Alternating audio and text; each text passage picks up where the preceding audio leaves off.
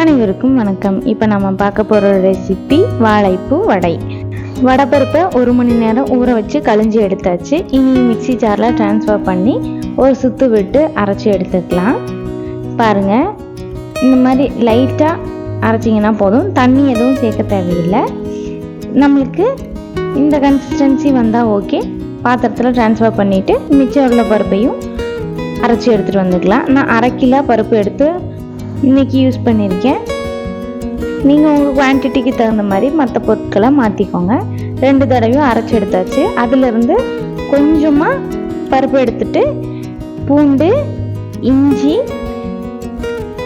கூடவே ஒரு 1/2 ஸ்பூன் அளவுக்கு ஜீரகம், 1 ஸ்பூன் அளவுக்கு சோம்பு, ஒரு சின்ன துண்டு பட்டை, 4 வரமிளகாய் ஆட் பண்ணி கிரைண்ட் பண்ணி எடுத்துகிட்டு வந்து இதில் ஆட் பண்ணி மிக்ஸ் பண்ணி கொடுத்துக்கலாம்.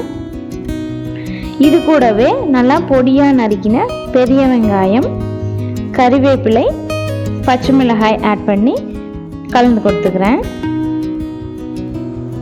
நீங்கள் மிளகாயோட அளவு உங்களுக்கு காரத்துக்கு தகுந்த மாதிரி ஆட் பண்ணிக்கோங்க. அடுத்ததாக வாழைப்பூவை உள்ளே இருக்க ஸ்டெம்ஸ் எல்லாம் ரிமூவ் பண்ணிவிட்டு குட்டி குட்டியாக கட் பண்ணி அதையும் நம்ம வடைப்பருப்பில் ஆட் பண்ணிக்கலாம். இந்த அளவுக்கு கட் பண்ணினா சரியாக இருக்கும். இனி இதை நம்ம நல்லா மிக்ஸ் பண்ணி கொடுத்துக்கலாம். வாழைப்பூ, வெங்காயம், நம்ம அரைச்சி வச்சுருந்த இஞ்சி பூண்டு பேஸ்ட் எல்லாமே நல்லா மிக்ஸ் ஆகி வரணும்.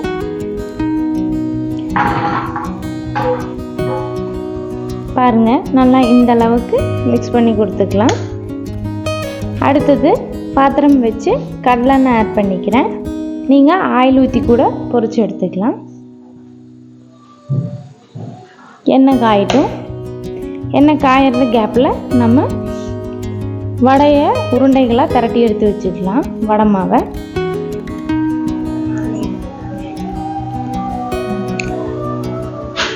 இப்போது எண்ணெய் காஞ்சிடுச்சு. நம்ம உருட்டி வச்ச உருண்டைகளை கையில் ஒரு அமுத்தி எண்ணெயில் போட்டுக்கலாம். இந்த மாதிரி உள்ளங்கையில் வச்சு லைட்டாக ப்ரெஸ் பண்ணோன்னா வடை ஷேப் ஈஸியாக கிடச்சிடும்.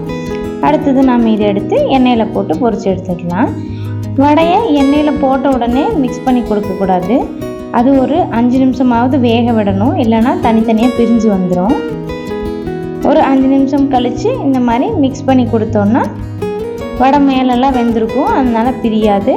நல்லா வேக வச்சு இந்த அளவுக்கு நல்லா கலர் சேஞ்ச் ஆகி வந்ததுக்கப்புறமா நம்ம எடுத்துடலாம். எடுக்கும்போது சட்டகத்துலேருந்து அப்படியே நீங்கள் டைரெக்டாக பாத்திரத்தில் அப்படியே தூக்கி போட்டிங்கன்னா எண்ணெய் நம்ம போடுற பாத்திரத்தில் விழுகாது, திரும்ப வடிய வைக்கவும் தேவை இருக்காது. இது மாதிரி ட்ரை பண்ணி பாருங்கள். இதே மாதிரி மீத உள்ள எல்லா மாவையும் வடையாக போட்டு எடுத்துக்கிறேன். நீங்களும் ட்ரை பண்ணி பார்த்துட்டு எப்படி இருந்ததுன்னு கமெண்ட்டில் சொல்லுங்கள். வீடியோ பிடிச்சிருந்ததுன்னா லைக் பண்ணிக்கோங்க, சேனலை சப்ஸ்கிரைப் பண்ணிக்கோங்க. Thank you.